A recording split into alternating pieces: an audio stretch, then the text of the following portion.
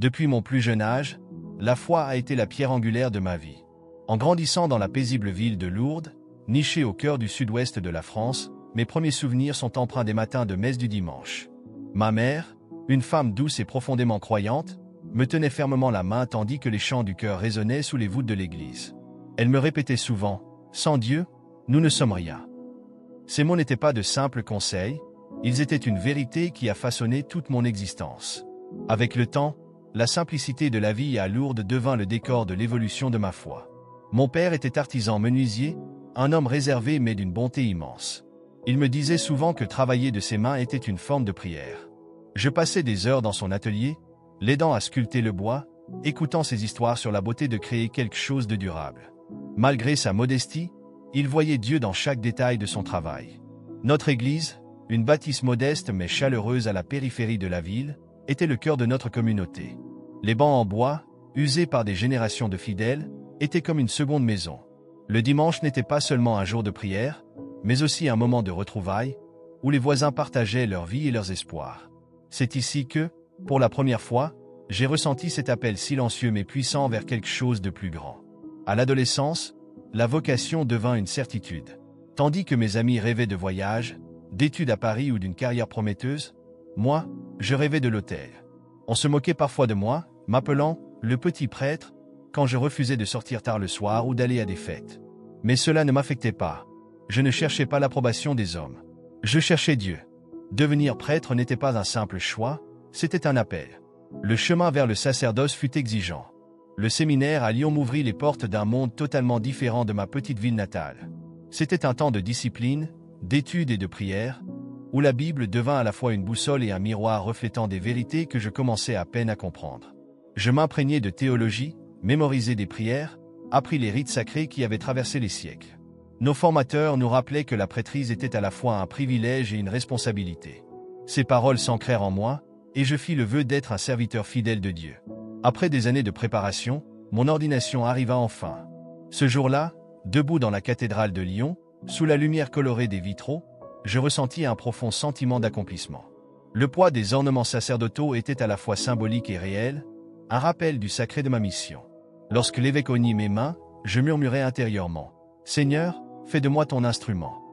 C'était le plus beau jour de ma vie, la réalisation d'années de prière et de dévouement. Ma première mission me mena dans une petite paroisse en Normandie, une communauté semblable à celle qui m'avait vu grandir. Là-bas, la foi faisait partie intégrante du quotidien. Les paroissiens m'accueillirent avec chaleur, me considérant à la fois comme un guide spirituel et un membre de leur famille. Je baptisais leurs enfants, bénissais leur foyer, célébrais leur mariage, partageais leur joie et leur peine. Extérieurement, j'étais le prêtre que tout le monde attendait. Mais en moi, quelque chose clochait. Je n'en parlais à personne. Après tout, un prêtre devait être inébranlable, un roc de foi pour ses fidèles. Mais dans le silence de l'église, quand les cierges brûlaient doucement et que l'écho des pas disparaissait dans l'immensité des pierres, le doute s'installait. Je priais chaque jour, célébrais la messe avec ferveur, suivais fidèlement les traditions transmises depuis des siècles. Pourtant, malgré tout cela, une question persistait en moi. Connaissais-je vraiment Dieu, ou me contentais-je d'entretenir un rituel? Je tentais d'ignorer cette pensée, me persuadant que c'était des moments de faiblesse passagers. Mais au fond de moi, je savais que ce vide ne disparaîtrait pas. Et ce que j'ignorais encore, c'est que ma vie était sur le point de basculer. Avant de poursuivre, je voulais prendre un instant pour vous remercier. Cette histoire est plus qu'un simple récit, c'est un voyage, et nous le vivons ensemble. Si ce témoignage vous touche, laissez un like et abonnez-vous à notre chaîne.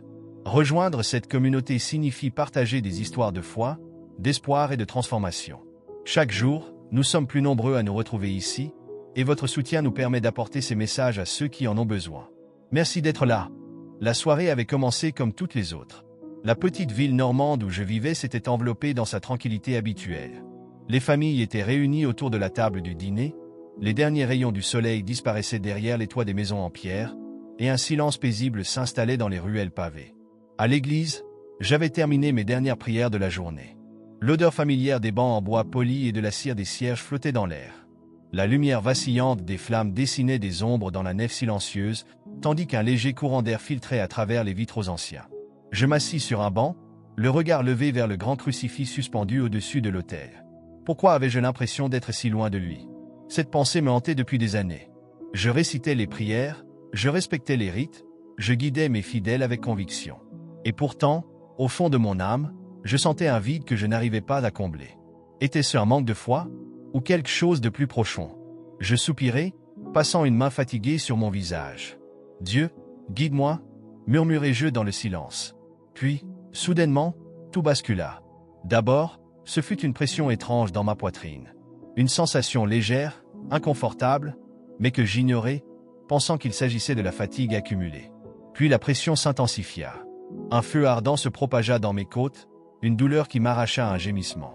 Mon souffle se coupa brusquement, et la pièce autour de moi sembla vaciller. Les cierges, que j'avais regardés un instant plus tôt, se mirent à s'étirer en traînées lumineuses déformées. Mon cœur battait si fort que je pouvais l'entendre résonner dans ma tête. Je voulais appeler à l'aide, mais aucun son ne sortit de ma bouche. Je tentais de me lever, de saisir le bord du banc pour me stabiliser, mais mes jambes ne me portaient plus. Je tombais. La pierre froide du sol de l'église rencontra mes genoux, puis mes mains, alors que mon corps me trahissait. Une vague de douleur déferla sur moi. Puis, une vérité implacable me frappa. Je mourais. Je sentis mon cœur s'emballer dans ma poitrine, battant avec frénésie comme s'il luttait contre une force invisible. J'étais seul. Personne pour me voir, personne pour me tendre la main, personne pour m'entendre. Dans un dernier effort, je levai une main tremblante vers l'autel, comme si toucher le bois sacré pouvait manquer à la vie. Mais mon bras s'affaissa avant d'atteindre ma cible. La douleur devint insupportable. Puis, plus rien. Un silence absolu. Pas d'air, pas de son, pas de battement de cœur. Seulement un vide infini. Je n'étais plus dans mon corps. Je ne sais pas comment l'expliquer. Un instant, j'étais à terre, suffocant. L'instant suivant, je flottais. Le poids de mon corps, de mon souffle, de mon existence, tout avait disparu. Un calme étrange m'entourait, comme si je dérivais dans un océan sans eau. Et puis, je vis mon propre corps. Il était là, allongé sur le sol de l'église. Immobile, silencieux. Les flammes des cierges projetaient des ombres sur mon visage pâle. Une mince trace de sang marquait l'endroit où ma tête avait heurté la pierre. J'étais mort. Je savais que je devais ressentir de la panique, de la peur, du désespoir, mais rien de cela ne vint. Au lieu de cela, une étrange paix m'envahit. Puis, je remarquai autre chose. Une ombre.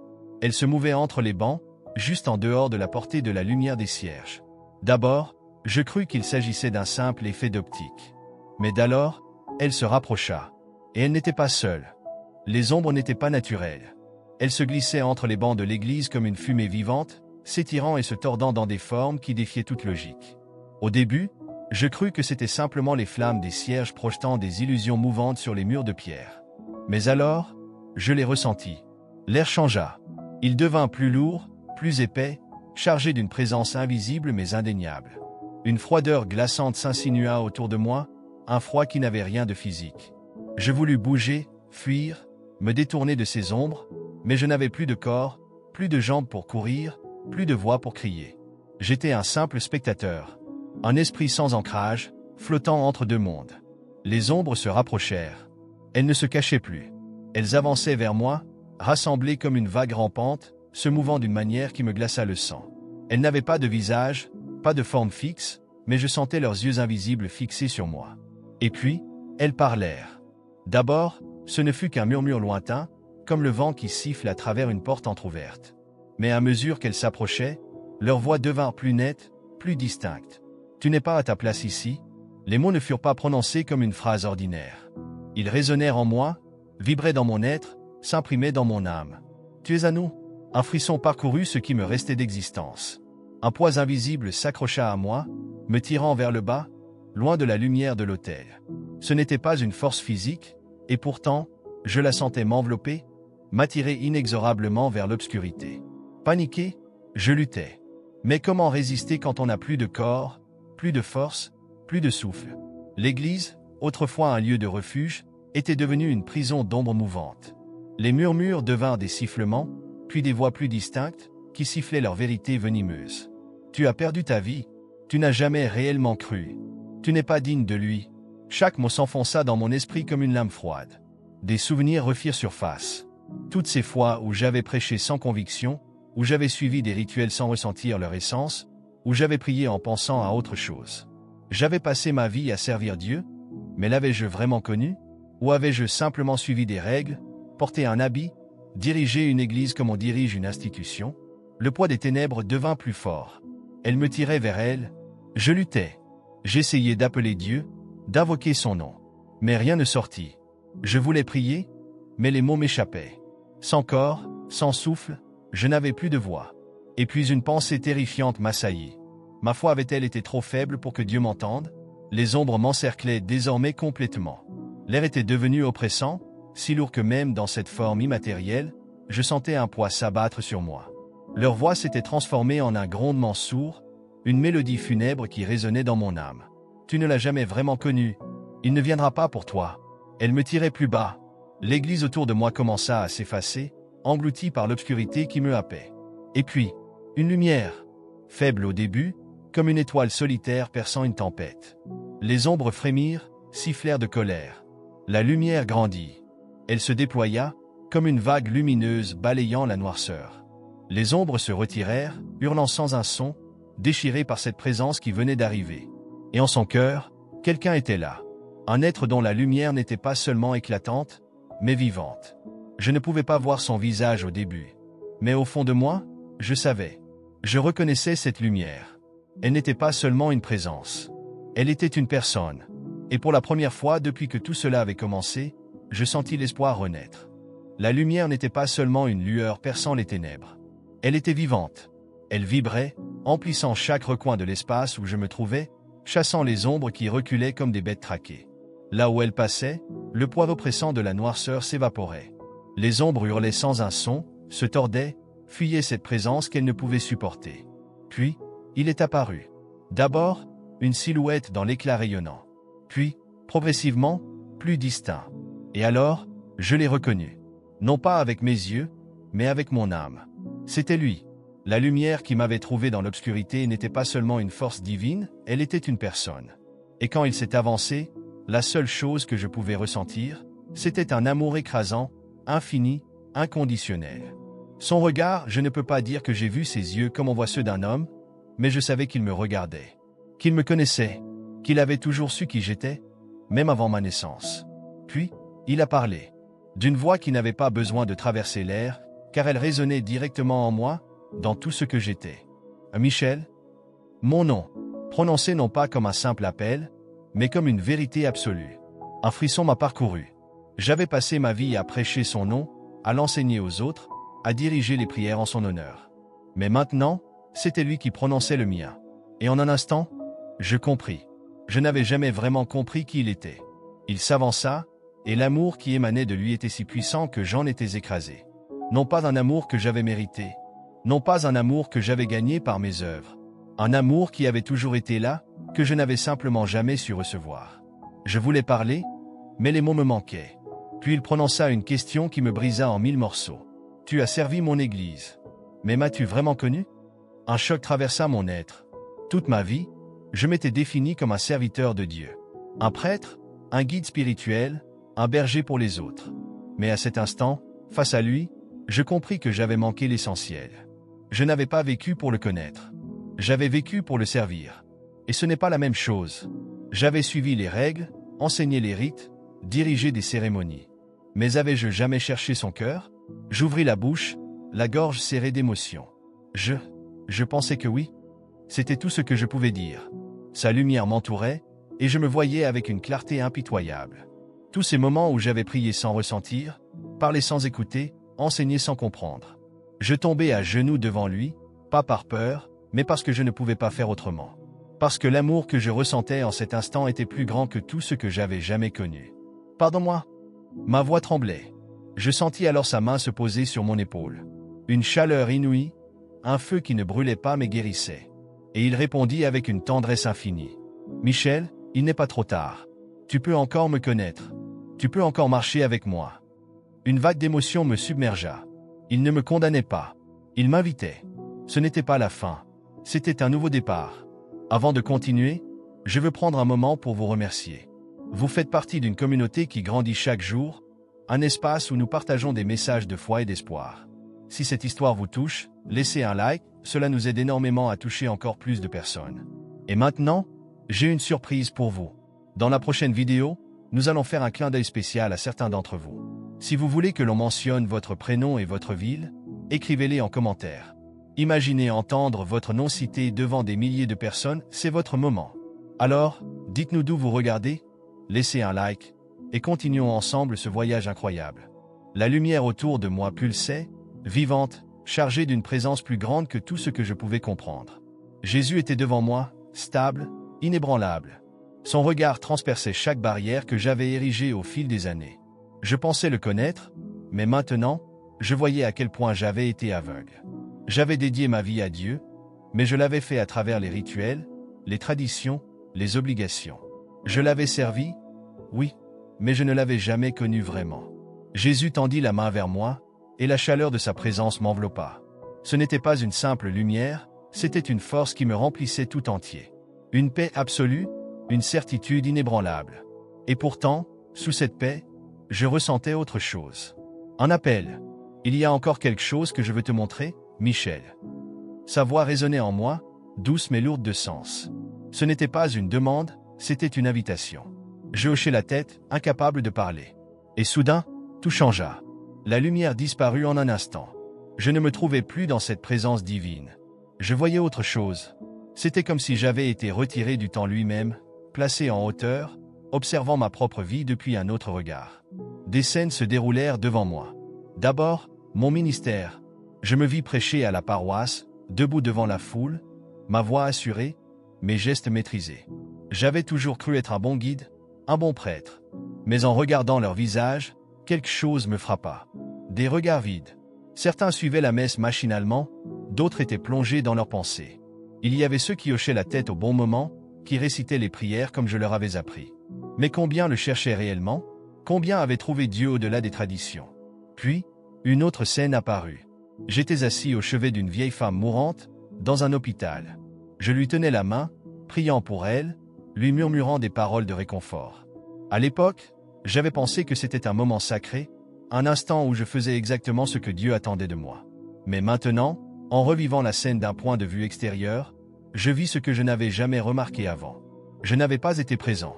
Oui, j'avais dit les bonnes paroles, mais mon cœur était ailleurs. Je m'étais contenté de réciter des prières, sans vraiment écouter. Et ce n'était pas qu'elle. Ce n'était pas qu'une seule personne. C'était des centaines. Combien de fois avais-je offert des bénédictions sans prendre le temps de ressentir? Combien de fois avais-je accompli les rites de l'Église, sans regarder les âmes derrière les traditions? Je me retournai vers Jésus, et je trouvai dans son regard une profonde tristesse, mais aussi un amour inaltérable. Tu vois maintenant? Je voyais, et cela me brisait. J'ai échoué. Les mots quittèrent mes lèvres comme une confession.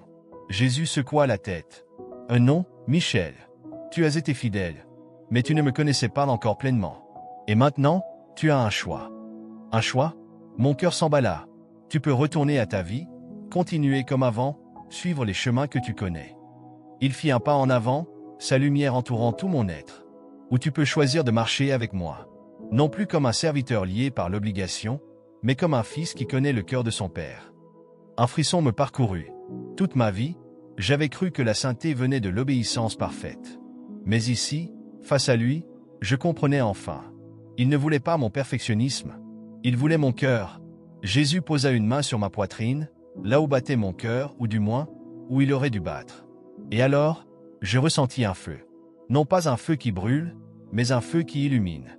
Un amour si vaste qu'il consumait toute crainte, tout doute, toute hésitation. Je ne voulais plus simplement le servir. Je voulais le connaître, le suivre non pas comme un prêtre suivant des règles, mais comme un homme marchant avec son Sauveur. Jésus sourit, et au moment où cette décision prit racine en moi, le monde autour de moi changea une fois de plus. Je sentis une force m'attirer vers l'arrière, loin de cet endroit sacré. Un poids revint sur moi, celui de mon corps, celui de la vie terrestre. Je retournais à la vie, mais je ne serais plus jamais le même. Un souffle violent pénétra mes poumons. L'air me paraissait à la fois étranger et vital. Une sensation de lourdeur écrasante s'abattit sur moi alors que mon âme retrouvait le poids de mon corps. Mes paupières s'ouvrirent lentement, la lumière blanche au-dessus de moi m'aveuglant. Des voix lointaines résonnaient, brouillées, comme si elles venaient d'un autre monde. Puis, tout devint plus clair. Le bip régulier des machines. L'odeur désinfectante de l'hôpital. des voix paniquées murmurant autour de moi. J'étais de retour. Ma vision s'ajusta progressivement, révélant une silhouette penchée au-dessus de moi. Une infirmière. Ses yeux s'écarquillèrent lorsqu'elle vit mon regard se poser sur elle. « Mon père, vous êtes réveillé ?» Je ne répondis pas immédiatement. Mon esprit était ailleurs, encore imprégné de ce que je venais de vivre. J'étais mort. J'avais été devant lui. J'avais compris. Et maintenant, j'étais ici. Une étrange paix m'enveloppa, malgré la faiblesse de mon corps. Peu importait la douleur, l'état de mon cœur ou ce que les médecins allaient me dire. J'avais une mission. Les jours qui suivirent furent flous. Les médecins parlaient d'un miracle. Mon cœur s'était arrêté. Ils avaient cru m'avoir perdu. Pourtant, contre toute attente, j'étais revenu. Des amis de la paroisse vinrent me voir, me serrant la main, me disant combien j'étais béni d'être encore en vie. Je hochai la tête, les remerciai, mais au fond de moi, je savais. Ce n'était pas seulement une question de survie. C'était un appel. Lorsque je fus enfin autorisé à quitter l'hôpital, je revins à mon église. Tout semblait inchangé. Les bancs en bois alignés avec précision.